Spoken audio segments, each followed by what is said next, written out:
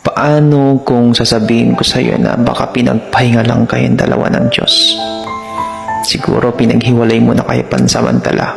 Hindi dahil para maghiwalay talaga kayo, kundi dahil para magkaroon kayo ng space at oras sa sarili nyo.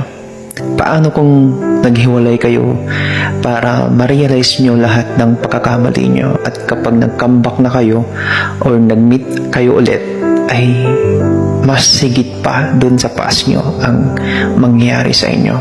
What if pansamantala lang kayo na mag-set apart para mabigyan nyo ng oras yung sarili nyo to rebuild yourself, to regain the lost energy ng mga panahon na hindi kayo okay, nakakalabuan na kayo?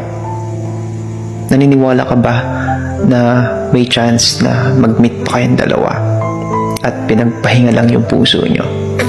Sometimes, sa isang biyaheng malayo, kailangan ng stopover, kailangan mag-rest ng konti, tapos laban ulit.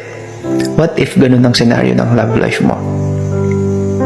Kapag mahal na mahal mo yung tao at ang hirap mong pakawalan, huwag kang mawalan ng pag-asa. Kung siya, mahal na mahal ka naman niya, pero kailangan niya maghiwalay, at ikaw ganun ka rin sa kanya, pero hindi pwedeng ipagpatuloy, what if merong tamang oras para sa inyo? Antayin mo lang. Baka malay mo, darating sa inyo.